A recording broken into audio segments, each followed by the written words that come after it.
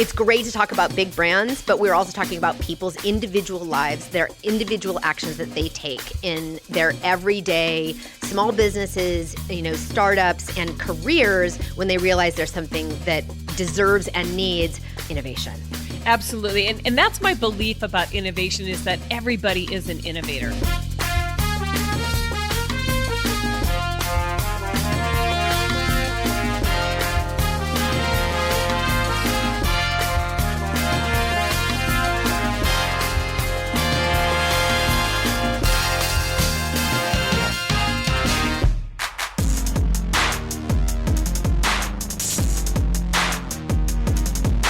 Hey everyone, welcome to the Dia Bondi Show, a big, huge, ginormous, gigantic, enormous, ginormous, hugeness podcast for women and folks with goals. I'm Dia Bondi, and I'm on a mission to help you ask for more and get it, resource your dreams, and have a blast doing it, because we all need to have a blast once in a while. And I'm joined today by my fave, Arthur Leon Adams III, aka Baby Arthur. Hi, Baby A. Hey, Dia, how's it going? Pretty good. Yeah. Super foggy out, even though it's like end of July. And here comes the train. Maybe we just leave this one in. Yeah. 'Cause this happens. I don't know if can folks pick that up? Oh, yeah, we can hear it. It is, listen to that. It comes, this office is, there it is. Oh, yes. Enjoy that, everyone. Yeah. So what normally happens is the train comes and we stop recording. We wait till it's done. We have a train break. Yeah. And then we jump back in. But I knew that there would come a day where we would leave one in the episode and talk about it. There it is. There it is, That's everyone. a little meta commentary for all y'all. Interestingly, so we have a guest today who is Carla Johnson, and I know her because we're both have taught and are faculty at Harbor Space University, an international university of entrepreneurship, technology and design, and it's in Spain, but it's an international group of folks. And I got to teach. I was going to go to Spain this last year to teach face-to-face there. She got to do that in Barcelona. But I wasn't able to go because of COVID, so I taught the class remotely. So where I record this podcast is exactly where I was teaching this class. It was 3 weeks, every day for 3 hours, with a group of about 28 international students, and it was around communications. And when the train came by multiple times over the course of the class, and it was so interesting. One guy in the class, when I let everyone just kind of hear it at the beginning of the 3 weeks, I was like, this is going to happen, everybody, for 3 weeks. And one guy in the class said, wow, he was a German guy or something. He was like, wow, that sounds so American. It was like, there's just like a distinct sound of the trains here that are just, for me, very nostalgic, actually. But for the folks we had folks dialing in from all over Europe and also in Bangkok. They were all just like, that is such a distinctly American train sound.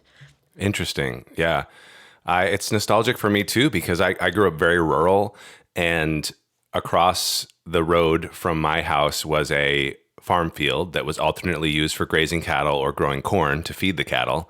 And then about, a 5-minute walk through the field was train tracks. And it was one of the main train routes in the state of Vermont.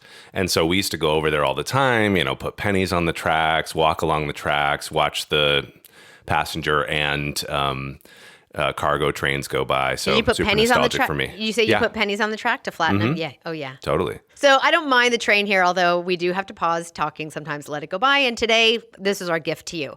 So let's talk about today's guest. So today we have Carla Johnson, who is a 10-time author and has just released her book. I have it here in my hand, Rethink Innovation: How the World's Most Prolific Innovators Come Up with Great Ideas That Deliver Extraordinary Outcomes. And, when I had said, hey, I'd love to have her on the show, I always have to ask myself, for what? For our listeners, why does this guest matter? And in this case, you're going to get to hear from her, but I just want to set it up a little bit before she actually even shows up on the recording. She says here that this book is, she identifies who this book is for. And, there are a handful of folks that she identifies here, but there are two that really stand out for me. When I think about, the Dia Bondi show and all of the work I do around helping help women ask for more and get it, I am really focused on those of you who who woke up today and realized that you have a goal, that you want to go out on your own, that you woke up this morning and said, that's it. I want to be director in 2 years. When you wake up to your own dreams and goals, and you are now seeking ways in which you can leverage today's moment to get you to that goal. And there are two sort of profiles of folks in this book, Rethink Innovation, that Carla Johnson says that she believes that this book is for you. And I want to name them here. She says, this book is for you if, and I'm reading directly from the text, if you're a team lead who believes your crew is capable of much more, but can't figure out how to draw it out of them. This is for you if you are someone who wants to build a brand and a track record as a successful innovator, but doesn't know what to do, doesn't think they have time, or tries through rigid processes rather than by bringing out the best in people. So if you are that person who is a lead of a team, either matrixed or they are your direct reports, and you know that part of you securing that director role, or making VP at some point, or getting to work on the highest profile, most important projects that really light you up, if part of getting to do that means helping the team that you're managing now be really successful and bring out the best in that team, and to demonstrate your own leadership and your own sort of impact on a team and eventually on the business, the conversation today is going to be for you.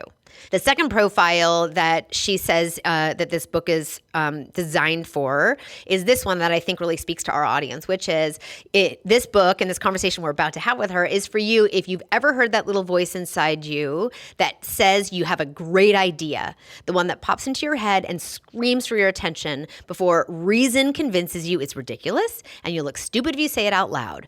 And day after day, another little piece of you dies because you've squelched that urge to do extraordinary things for so long that you no longer believe that you can. So for those of you who have that little whisper inside you, a great idea, a business you want to start, something you want to make in the world, a nonprofit you want to pursue, etc., a job you really want, an idea that is so deep in there, but is a teeny tiny, but very bright light, and you want to bring it forward and give it, stand up for it. This may be, this conversation is for you as well.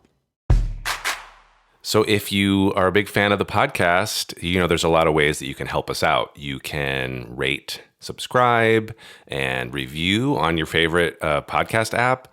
And you can also share the podcast with somebody that you think might get something out of it. You can also give us a call at 333-341-2997 if you have a question or comment about the show. We love to hear from you. We love it, love it, love it, love it. Okay, so today we have Carla Johnson, and let me just give you a sense of who this woman is. She's a storyteller, speaker, and a prolific author. Seriously, she has literally written 10 books. She's lived, worked, and keynoted on 5 continents and partnered with top brands, ones that you're very familiar with right now, and conferences to train thousands of people on how to rethink the work that they do and the impact they can have. Her expertise has equipped leaders at all levels to embrace change, something some of us love and some of us really do not like. And they to help them welcome new ideas and also transform their businesses. Her work with Fortune 500 brands serves as the foundation of many of her 10 books. Her 10th, which is the one we're talking about today, Rethink Innovation, busts the myth that innovation is something that requires a specific degree or a special training. And her goal is to teach 1 million people how to become innovative thinkers by 2025. So happy to have Carla with us today. Yeah, let's do it. It's so great to have you here, Carla. Hello. Thanks, Dee. It's great to be here, too. I appreciate you having me. It just so happened, too, before you jumped on the call in our introduction. So I have an office right here in Berkeley. It's right next to a train track with both a freight train and a people train. And it gave me reason to remember that all of my students at Harbor Space, where you and I both taught, who were on an audio call, got to experience the Americanness of our American train sound. So it gave me a reason to remember that, that was our early connection that you and I both have taught at Harbor Space. That's right. And I think we met through Dreamers and Doers. We did. Yeah. It was interesting. When I was first looking to teach there, I jumped into the network to say, like, has anybody else taught here? And boink, in like 30 seconds, I got connected to you. And Yes. so we got to talk about that. So Great. In the end, my husband and our kids and I, we moved to Spain for a year. And that was the thing that got us started, was teaching at Harbor Space. And then I met my dear friend, Jenny Cardamone, who introduced me to Dreamers and Doers. And it's just been an amazing network. Yep. that's great. So I'm so happy to, and I have my book here. Folks who are listening can't see. We're actually on a video call, but I have my Rethink Innovation book here. I read it over the weekend at my daughter's softball tournament. Just so you know, as innings changed, I jumped in and managed to get Wow. through it. I know I was multitasking, pro skills, mom superpower, and so I was able to get through it. And I've got a couple of questions for you, Carla. I would expect you to. Dia. So I'm gonna start with just a super simple and direct one, which is like, how do you, Carla, define innovation? I define innovation as the ability to consistently come up with new, great, and reliable ideas. And it's a very simple statement, but there's a lot of nuance and punch in each word. So when I look at ideas, a new idea is something that has never been done, at least in your industry before. And I think many times when people have that pressure to come up with something new and be innovative, they think, I have to look at the whole entire world and make sure I start from scratch. It's not necessarily true. I mean, you look at McDonald's and the layout for their drive-through for fast food, they modeled it after a Formula One pit stop. Was it an absolutely new idea that had never been done before? No. Was it a new idea to the industry? Absolutely. And BMW patterned the mechanics of their iDrive system after a video game system. So a new idea is just really taking inspiration from something else, something around you. But go ahead, you had a question? No, I was going to say the interesting component of your definition to me is the reliable part. Yes. And because if you just have a new idea, that's not a guarantee that it's going to succeed. And a great idea, that characteristic is something that's a little bit more subjective. What I think is a great idea may be different for you, and what's a great idea in one industry can be very different in another. And it's really, I think about David Ogilvy when he talks about a great idea is one that makes you jealous you didn't think of it yourself. And it's the one that you have this visceral response, that kind of like the hair stands up on your arm and things like that. But even having an idea that's new and great isn't enough. It is that third anchor, that it's a reliable idea. It's something that can make you money. And for true innovators, they are able to consistently come up with ideas that have all three of these characteristics. So our podcast is really aimed at, we say that this podcast is a big podcast for women with goals.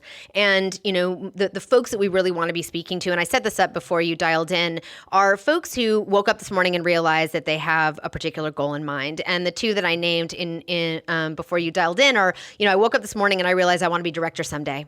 I want to be VP someday. I woke up this morning and realized I want to leave my corporate job and start a business. I woke up one day seeing an intersection of something I hadn't seen before, and I want to bring those ideas forward so that I can reach my own career goals. And you say, in your in the definition of who this book is for, those two profiles of, if you're a team lead who believes your crew is capable of so much more, and you can use this book to help bring the best out in them. And if you yourself have an idea in your heart and your mind that feels like something you can't ignore, but somehow we like push it down and we slowly kill it. Like, that's who in this conversation, Carla, we want to be talking to. And sometimes, these are the people who are, it's great to talk about big brands, but we're also talking about people's individual lives, their individual actions that they take in their everyday small businesses, startups and careers when they realize there's something that deserves and needs innovation. Absolutely. And that's my belief about innovation, is that everybody is an innovator. And we tend to have this stereotype that an innovator is a Steve Jobs, it's an Oprah Winfrey, an Arianna Huffington, or a, Richard Branson, somebody like that it's big, huge, disruptive. It's big brands, big budgets, big complexity, and all of these things. But the interesting thing, a piece of research that I came across when I was working on this book, is that 90% of innovation happens outside of traditional innovation groups. That means that everybody you just talked about for your audience, these are the people that the world of business is heavily reliant on for being successful. So if you think about the person who woke up today and said, I want to be a director. A director is a very different job from a manager. A manager is like literally let me manage and make sure these boxes get checked and these things get done. A director is more of a leader. And if you're looking to increase the potential that you will get that promotion, and even where you go beyond that director, you need to have the ability to bring out great ideas from your team. And one of the big things that I have seen happen this last year is that the leaders have such broad shoulders that are overflowing with demands for ideas. Their teams are going to them and saying, tell me what to do, and I'll do it. And these leaders have other people in the organization coming to them and saying, we've got these problems. What ideas do you have to solve them? And so these directors are looking at all of this going, oh my gosh, I have the weight of the world on me. And everything either lands in their inbox or it lands on their desk. And the answer to that is to teach your team how to come up with ideas so that they can recognize the opportunities and jump on them, or they can identify the problems and solve them, so you don't have to be as intimately involved in those decisions. And that needs to happen before you get to that director position. Yeah, I love what you're saying there. I mean, I think about, there's a lot of, especially in the creative space, the marketing space, design, product development. I just noticed that there are a lot of people who might be facilitating these kinds of idea generation moments, even if they're not the director, even if they're not the boss. But what an incredible position to be able to apply the frameworks we're about to talk about in that context to bring out the best of a team that maybe you don't even directly manage and in a matrixed organization or whatever, but you are tasked with facilitating those moments where ideas get born. It is, and that's the hallmark of a leader. It's not what work can you get done, it's what work can you facilitate and make sure that a team gets done. Okay, so as we get into this, I wrote this question earlier. It's kind of snarky, but it's like, ideas are super cheap, Carla. Ideas are cheap. So why did you write this book? I know people say all the time, ideas cheap, execution's expensive. Blah, blah, blah. And so why'd you write it if ideas are cheap? I wrote it, one, because that statement is wrong. It's not that ideas are the easy part and the execution is where all the chops comes in. Execution is hard because people didn't start with great ideas in the first place. So it doesn't, you can never execute crap. And if your ideas are crappy, it's always going to be hard. I need that on a t-shirt. You cannot execute crap. Yeah. No, it needs to be on the front. It'll say ideas are not cheap. And on the back, it'll be like, you cannot execute crap ideas. Yes. I mean, I come from a family of left brain execution type people. My brother's a PhD mechanical engineer. So believe me, I have heard everything there is to say about why execution rules and ideas are cheap. But the truth is, if you're going to get to an executable idea, you have to start with a lot of ideas. And that's a big fallacy that people have about ideas, is that, you get to that one idea, and of course, then we'll take it from here. Well, you know what? There's a whole lot of brain power that goes into coming up with that great idea. I mean, first you have to truly understand, identify, articulate the problem you're trying to solve or the opportunity you're trying to take advantage of. And even with ideas that are executed, they may go out the door and they fall completely flat, because they weren't directed toward a specific objective, a focus that mattered to the business. And the only thing that matters to the business is the customer. And I tell you, there are plenty of product people, execution people who are sending stuff out the door that fall flat because they didn't have a proper objective to start with. And so the ideas didn't work. They executed it, chest beating. Their execution went great and nothing ever happened. And that's the whole idea, is that I wrote the book to understand, by studying the most prolific and successful innovators in the world, what's the process they use and can that be broken down and taught? And the answer is yes. Great. So what is the Perpetual Innovation System? Am I saying it right? Yeah, Perpetual Innovation Process. There it is. Right. It is a 5-step process, but out in front of the process, I have an objective statement. That when you get down to the heart of things, you have to fill out that objective statement first. But the interesting thing is, in certain situations, the ideas come first, and then people say, how is there a place that we can apply this? But if you're learning this from scratch for the first time, let's start out with a specific problem, opportunity, so you have something to focus and direct all of your energies toward. So the first step of the process is one of the most simple, and that's why it's often taken for granted, and that's to become more observant of the world around you. When you talk to somebody who's highly creative, highly innovative, they will notice the smallest detail about things. I remember talking to a chief operating officer one time it was a $20 billion company at the time. They've since split into several groups. But he was talking about the difference in curb heights on sidewalks around the world. And then he started to talk about the different graphics that are used for walk, don't walk, and things like that. That's a person who's highly observant. And an observant person is somebody who looks, hears, feels, tastes, touches, uses all 5 of those senses. It's really easy for us to look around and observe everything. But to truly feel something, you have to close your eyes and take everything else in. So that's a first step, is to become more observant. Now the next one is, and I talk about all these. I'm like, give them to me, girl. Give them to me, because I what's crazy is, so when I was reading this book, I was like, ooh, which one do I jump to? Which one do I not jump to? And I got an idea about how I roll and where, because Project Ask Like an Auctioneer marries 2 very unrelated worlds to solve a problem, and how it hit me was I did all the steps so intuitively I didn't even know they were happening, and I jumped to one, and I'm like, wait, does that mean I skipped the other ones, or was it because I'm such an observer? Anyway, keep going. Yeah, and I'll keep going, and then we'll use the Ask Like an Auctioneer as the perfect example. So Great. When we talk about innovation, is about connecting the dots, observing, and literally writing down these observations. Analog, put your phone away.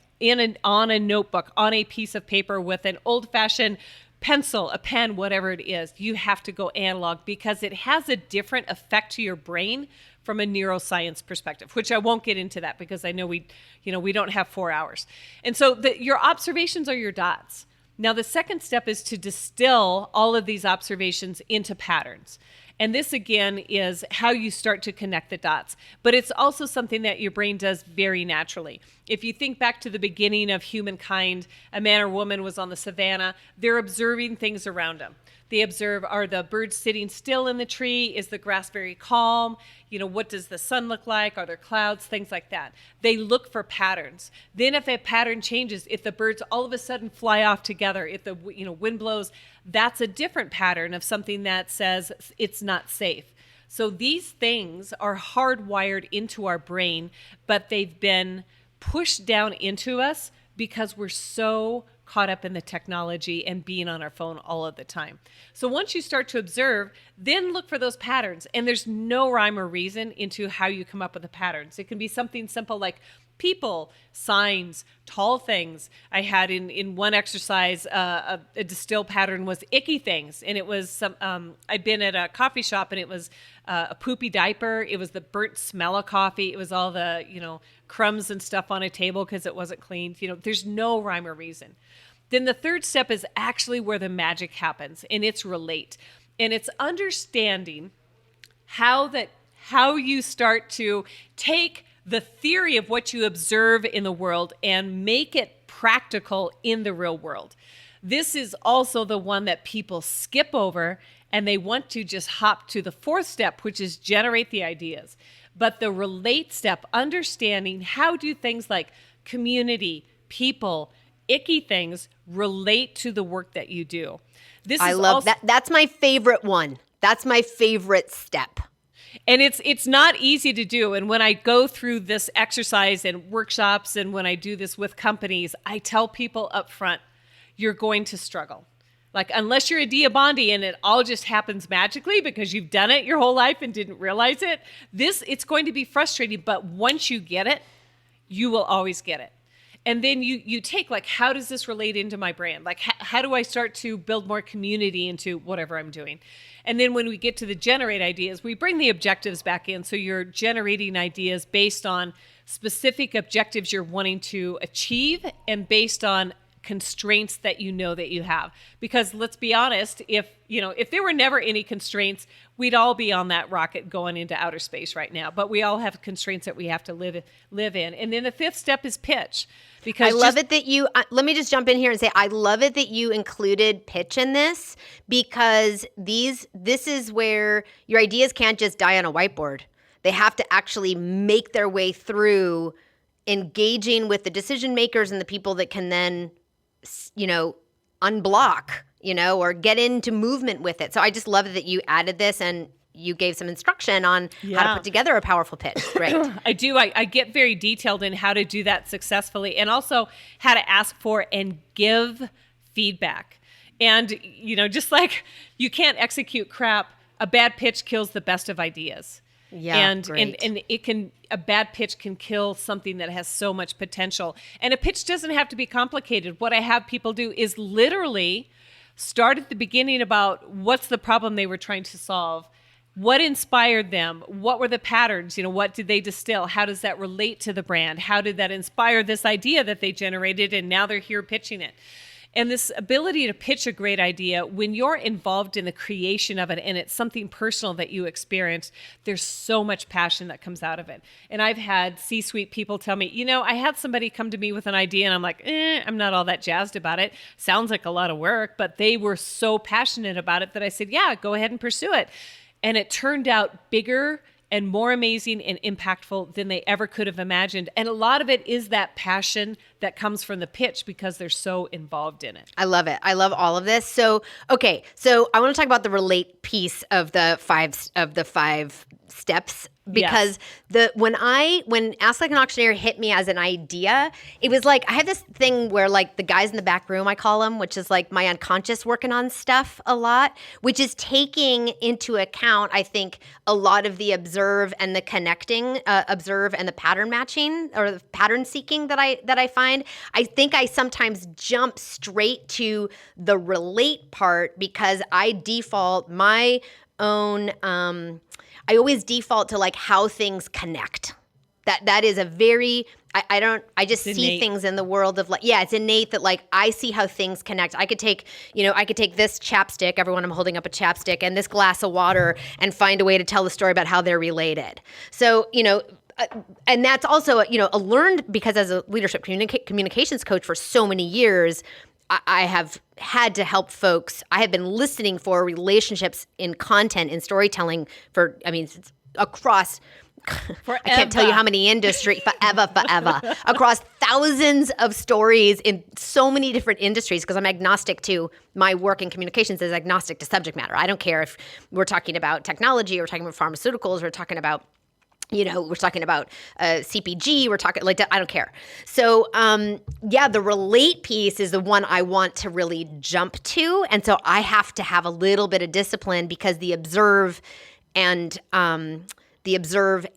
pattern part are so innate. I have to kind of make sure I bring an honest look at things and not just sort of assume that I got it. I'm going to start doing the relating, It is, and the process is really designed to slow people down. Yes. And think about these things. And when we do the exercise about relating, I have people ask the question, how might we?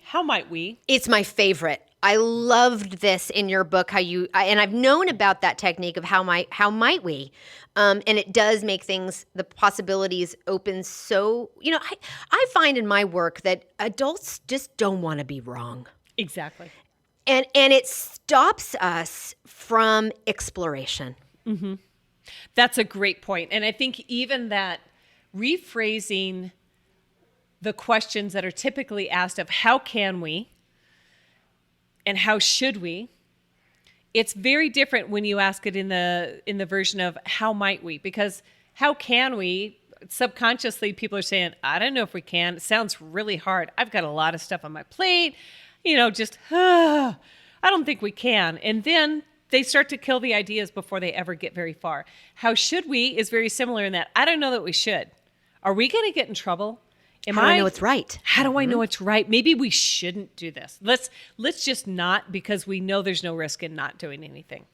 But when you ask it in the form of how might we, puts it into the land of pretend and play, just like a child. Yeah, I love that. There's no risk. There's no risk. We're not saying we're doing it. We're just saying, if we were, how might we do this?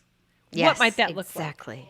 And Yes. and again, it looks at how your brain behaves under certain questions, and especially as a communication person, Dia, you know all of those nuances, and unless we start to pay attention to them, that's what builds the struggle and why we have a hard time becoming that innovator that gets promoted to the director, or success as we step out onto our own and become that entrepreneur.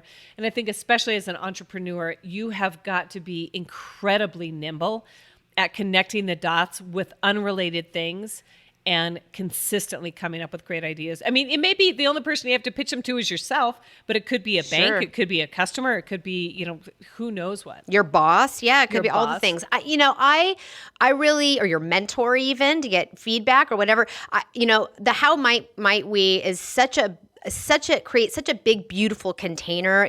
Since I launched Project Ask Like an Auctioneer, I've talked to hundreds of women about, how should I ask my boss for a raise, or how should I ask for that promotion, or how should I ask to lead that communication, org wide, or how should I ask my investor for I get the question all the time, and my answer is like, I don't know. How might you? How might you? And as soon as we do that, there's almost like a visceral shift. Like you can see them relax.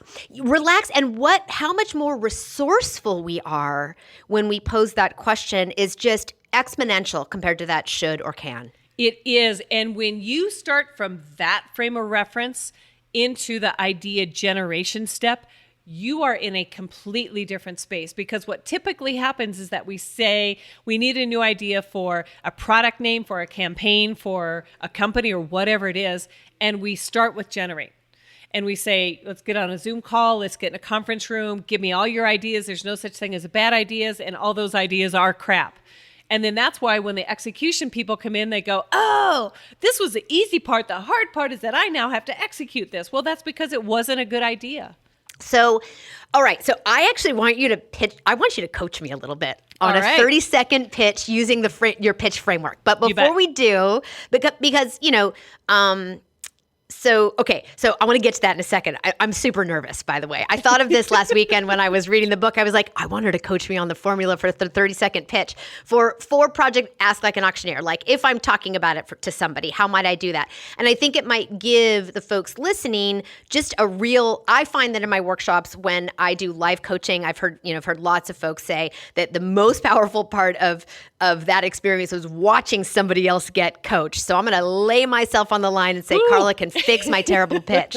Okay, number one. But before we do, I want to talk about this archetype, this notion of when you come to your pitch, identifying and sort of, we say name and claim a lot on this show. Name and claim your archetype. And you say that archetypes are a powerful tool for your own personal innovation. And interestingly, to me, that's not unrelated to how I think about my world of communications as well. When I think about the folks that I work with, I want them to name and claim their archetype, because you can't not be it. You always are it. But if you can name it and claim it, you can use it as an asset, and then also notice when it becomes a liability. So there's two sides of that. You are spot on. And that's the thing that I found, is that there's a reputation of an innovator.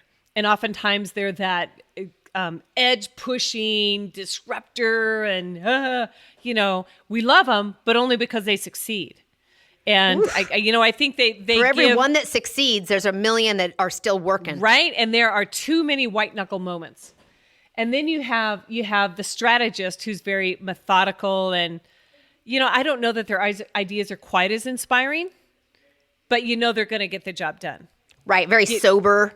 Kind of Exactly. strategic thing. They're not inspiring people to run naked down the street screaming the glory of this idea. That's for sure. Yeah. But it's like, you'll be able to pay the mortgage, and you'll get your kids through college, and it'll be fine. It'll be fine. Yep. But nobody wakes up jumping out of bed on a Monday morning working for them. And what I found is that there's really 6 kinds of archetypes of innovators. Yeah, great. I was looking for it in the book, but let's just jump absolutely. to it. Cool. So there's 6. There is that strategist that we know and are familiar with, and I call them their zone of genius, this area that they're really well known for, planning and execution. These are the people who do get the, make sure we check all the boxes and get things done and out the door. Then we have the collaborator. And a collaborator is someone who naturally integrates people, processes, things. They care more about the success of the idea than they care about their own personal glory and credit. Then we have the culture shaper.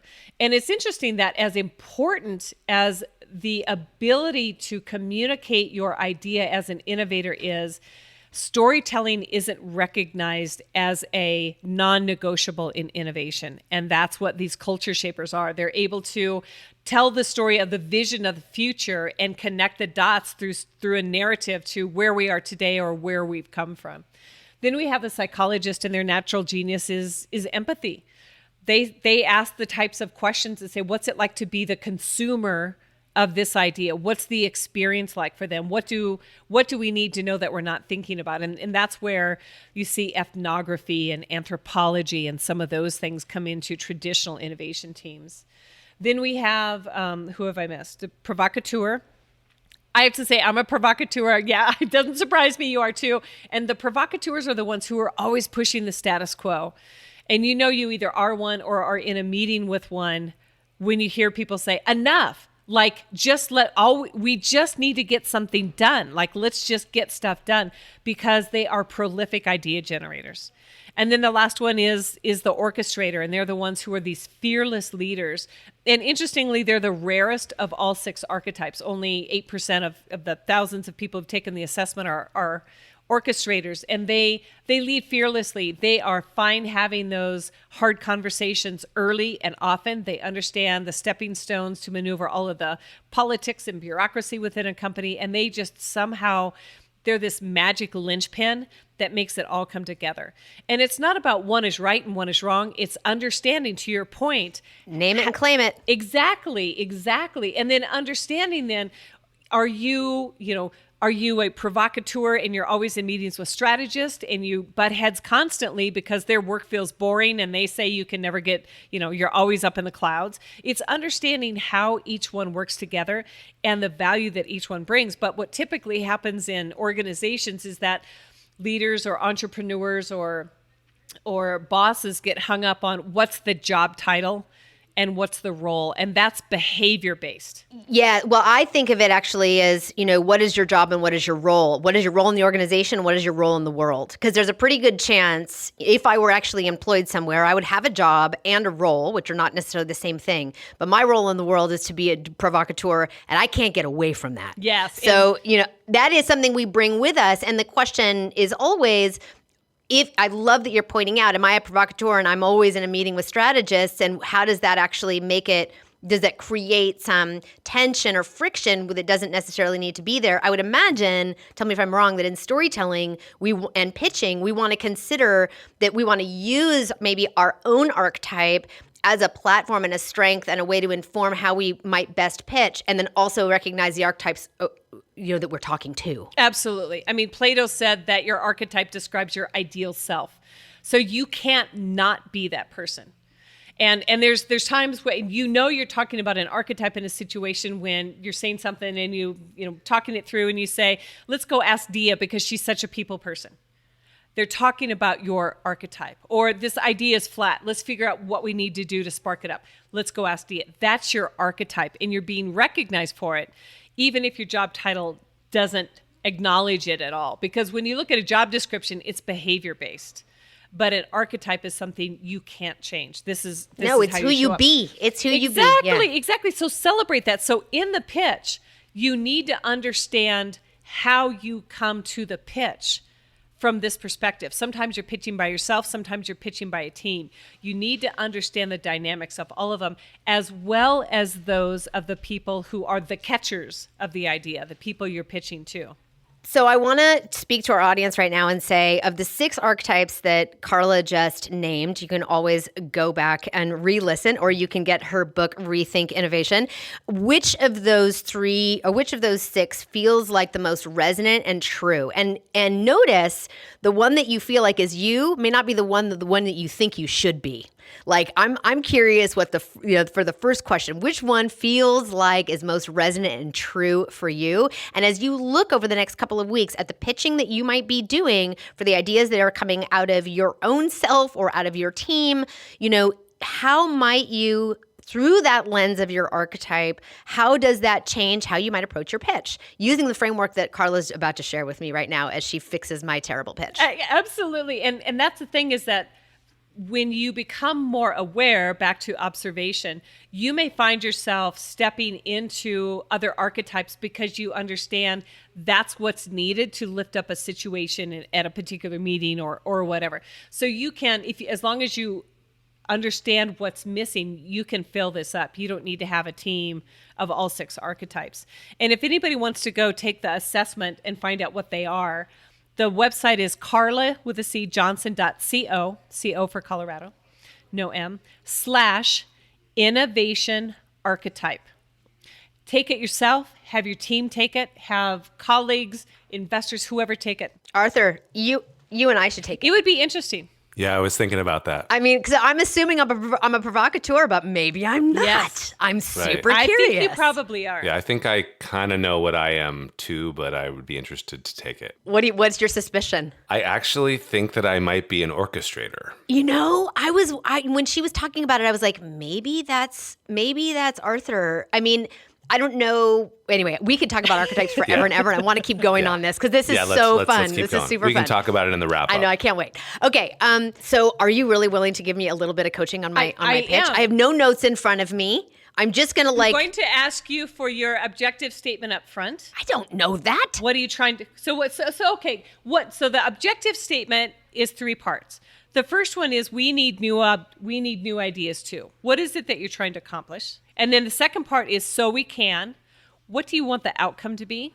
And that could be like, so we can increase customer retention by 10%. Wait, are you coaching me on my pitch for my idea, or are you coaching me through the innovation phases? I'll coach you on your pitch, but in order to do the pitch successfully, you have to pitch towards something. Okay, great. So I created a new idea, or I generated a new idea so that, no, is that not wrong? Is that not right? No, I need to say we need new ideas. We need new too. ideas. We need new ideas to help women ask for more and get it, so they never leave money and opportunity on the table again, ever and ever and ever, so that they can resource their dreams. Okay, we're going to make it simple to help women ask for more money. Ask for more money and opportunity. So they can reach their goals faster. And what constraints do you have? Constraints. Can they be like fear?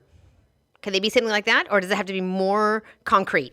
No, that can be it. It could be, one constraint is they've had experiences that make them fearful to raise their hand and ask for money, money fears. Yes. So can I give you a few? Yep. Can I give you a few? Yep. Okay. So one constraint is, yes, fear to ask for more than they think they can get. Another constraint is an assumption that the best asks are shaped around what they think they're going to get a yes to. I don't know if that's a constraint. Okay. It's like the constraint is a yes. Perception of what's possible. Perception of what's possible. Good. Okay. What other constraint? And we're going to stop just with that because of time. Great. Perfect. So one of the things that it's important to keep in mind when you start your pitch is that you're looking for laying the common ground. What is it that you have in common with the person that you're pitching to, so you can start from a point of agreement? Okay. So that's where you want to start out by talking about one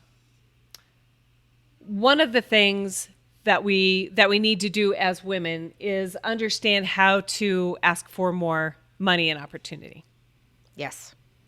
The other day Yes. And then that's when you start into your observation phase. So your pitch really is retracing your steps from what you participated in. You're going to start out with that first part of your objective statement.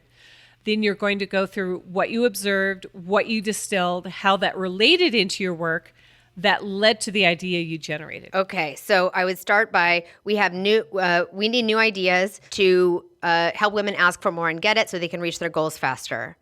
Then what's the next step? Give me the next one again. And actually, you just start out with the first sentence. We need more ideas to help women ask for more money and opportunity. Okay. The other day, and what's your observation? Okay, and we all know what it feels like to make the asks that matter in our careers. And in 20 years, I have worked with thousands of people putting together the asks in their businesses and careers as the foundation for the stories that they tell in the world. And now do I go to observe? And so tell a couple of things about what you've observed in this work. So in this work, you mean with the problem part or just the description of what I do? What is it that you've observed that will lead people down the path to your idea? Great. So then, like I observed people were hesitant to. Yes. So what I observed in thousands of those coaching sessions is that when I'd ask the question at the beginning, what are you asking for? I often got the response, what do you think I can get? And for years and years and years, I co-conspired with my clients to design their calls to action, which are fundamentally asks around what they think they can get. So if they need $25,000 in budget, but they never think they could get it, we would decide to only ask for 12 and they would get 12 and feel good about it. And what I noticed once I started... And that when you start to go into the what I noticed, that's when you're going to start to distill the patterns of what you just talked about that you observed. Okay. So here's the tricky part. I didn't notice the pattern until I was exposed to a new thing of auctioneering for fun. So how do I fold that in here?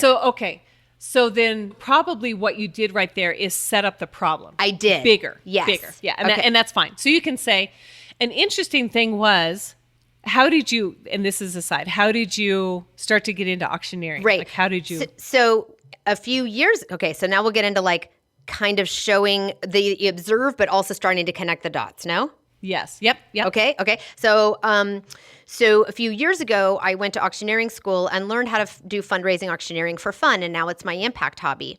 And a year into doing that, I noticed that the way that we ask as auctioneers is to never aim for a yes, but to always aim for a no. We can't actually sell anything until we get a no.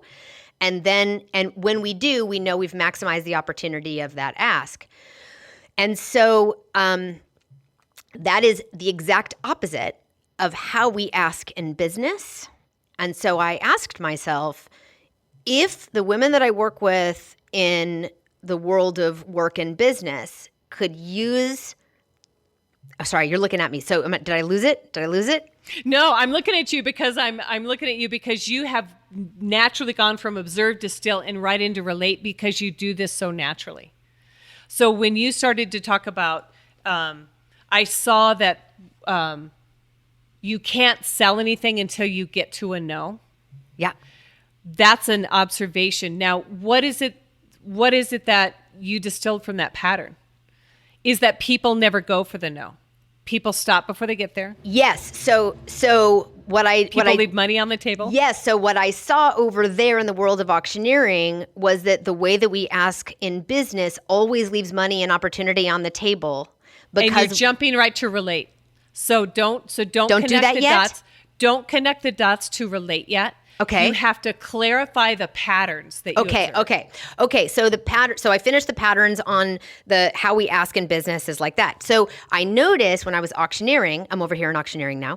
When I noticed in auctioneering that we cannot sell anything until we get a no, and in fact we have to actively seek a no. And every time I had the courage to do that, and I got a no in the room, I sell it for a click beneath, which inevitably gets me more than if I had sold something at the first yes I got. That happens over and over and over and over and over and over again.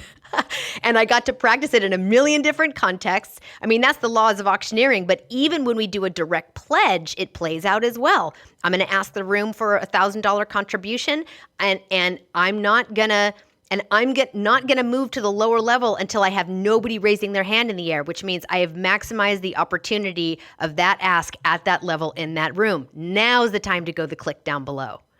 There you go. So that's what you've just distilled, what you've observed. Now you can say, then I realized All of this Great. Here I go. relates to the world of business. Great. So then I realized, I love this, that everything from that side, from that world of auctioneering, could be borrowed by the world of making asks in business in our careers, and we would end up helping women ask for more and get it. And now what's your idea? And so my idea is Project Ask Like an Auctioneer, where we teach women to borrow from the world and of auctioneering, use the ideas, insights, frameworks, and tools from that world and apply it to the asks they make in their careers and businesses. Perfect. So that they can. Yeah, and then Done. the second part of your objective statement, you were just ready to say. So they can ask for more and get it and reach their goals faster. And you can say, this is how we deal with their fear to ask for more than they think they can get and their perception of what's possible. Great. And how we deal with there's two, so the two constraints, the assumption that we aim for a no, when I show them the mental model, the model of going for a yes, they will see that going for a yes, shaping your asks toward a yes shaping your ask toward a no instead of a yes will get you more of what you need. And secondly, we will help women deal with the fear of asking for more by teaching them the 9 ideas that I learned in the world of auctioneering to help make more courageous asks. Where can I sign, Dia Bondi? That was fun. Yeah, and so good. So what you did is you've clearly identified the problem. You've talked about inspiration. You've looked at something else that's very unique and different, yet relatable into the world that you want to work in, business. And then you've said your idea in such a way that is so clear, that solves the problem and addresses the constraints. My favorite part is when you asked me to go back to the objective statement, which we started with, which I thought that I was like, I'm not sure where this fits in the whole story. It feels like the story doesn't start until the next beat, but as you circled it back, it just closes the loop. That's really beautiful. It does. And the more that you can be specific with observations and put the person you're talking to into that scene, paint a picture. You know, I was at a charity auction. People were all dressed up. It was silent. They were holding numbers. Make that auction come alive and be real. Because I'm from a farm town. When you talk about an auctioneer, it's a guy in Wranglers with snap button shirt and a cowboy hat and hip, you know, and it smells like cattle and hogs. And that's very different from a charity auction. So those little distinguishing details that you've observed make it so much more rich and relatable. And you've now invited that person into your story. Great. I love this. Thank you so much. And so this framework is available inside of the book. So for those of you who go grab the book, you can use this and reference this and use it as the scaffolding for your pitches that you might be making to anybody that matters to you getting your ideas to the next. You're good, new, and reliable. Are those the three components? That's right. Good, new, and reliable ideas off the ground and into the world in a way that can have the impact that you want. Carla, this has been so fun. Where can people find you? My website is carlajohnson.co, Carla with a C and C-O, no M.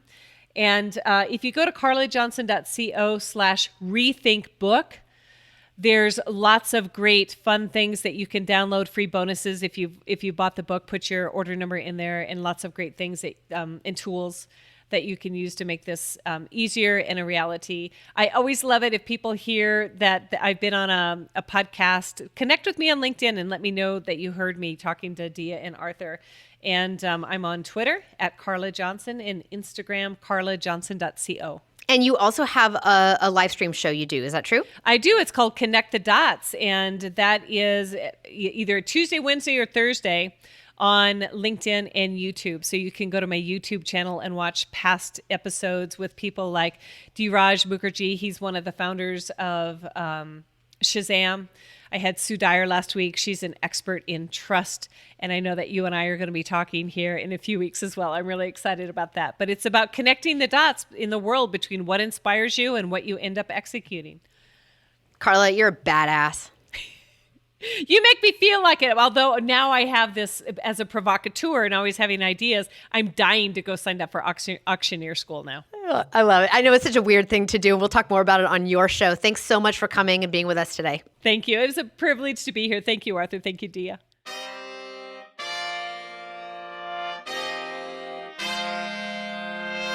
So good. Yeah, that was a great interview, and just talk. It's so fun for me to get coached. I love it. Uh-huh. Yeah, I see that. It's just a delight. You know, I'm always on the other side of it. And so just to get coached is just so wonderful to get like prompted and have somebody else make an observation. Because, you know, sometimes we're so inside the jar, I said that earlier in this episode, can't even see. You just can't hear it because it's all a jumble inside your own mind and inside your own, you know, thinking. So that was super fun. And I love the pitch framework just makes it so easy. Anyway, what stood out for you? Well, you know, we were talking about the archetypes, and, you know, when I was listening to her list all of them, I was like, no, I don't think that's me. No, like, she went through all of them, you know, and then she got to the final one. She's like, and this is very rare. Only 8% of people are this. And she was describing, I was like, actually, I think I am an orchestrator. You are only 8. You are a very rare beast. Well, 8%. Yeah, not to self-aggrandize, but I think just as a filmmaker, a director, producer, and stuff like that, that is the position that I'm in all the time. You know, like, especially doing low budget stuff, independent film, stuff like that. I mean, I am having to orchestrate everything. Yes. I don't know. I'll take the quiz and see what it says. I know. But I think that even curious. in bands that I'm in, I end up doing it. You know, I'm producing the record. I'm scheduling all the time in the studio. I'm there even if I don't have something to record that day. You know? Yeah, maybe you and Kat both should do the assessment. I want to know. I want to know both because I'm curious. I'm going to make my husband do it too. Yeah, okay. Because then we know what kind of archetype we are and what kind of archetype we're living with. Yeah, and we can talk about it in a Act 1 segment sometime. Yeah. I love it. That was an absolute blast, and I hope you know, I hope for those of you listening got, you know, something, putting myself, you know, in a position of being coached. You know, maybe you are pitching ideas, as I said before, right now that really matter to your future, and hopefully that gave you if it gave you one idea or one little prompt to help make that story and that pitch a little bit more robust and accurate. I hope that was great for you.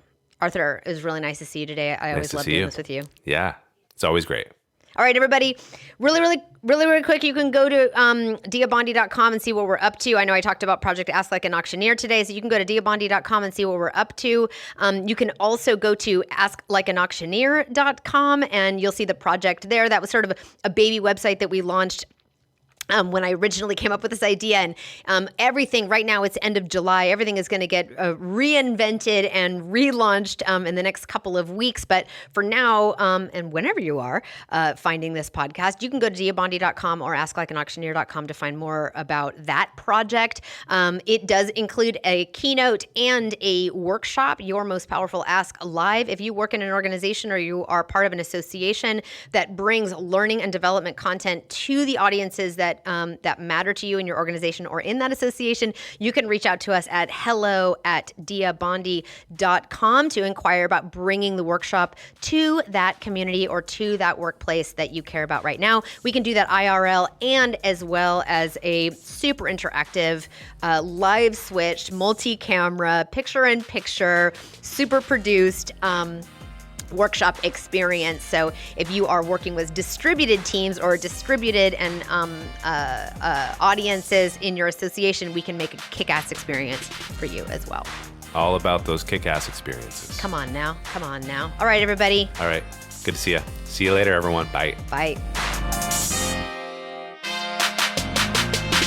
This podcast is a production of Diabondi Communications, scored, mixed, and produced by Baby A.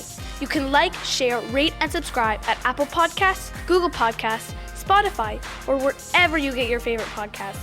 If you would like my mom, Diabondi, to answer any questions about how to make your next big move, call us and leave your question at 341-333-2997. Thanks for listening.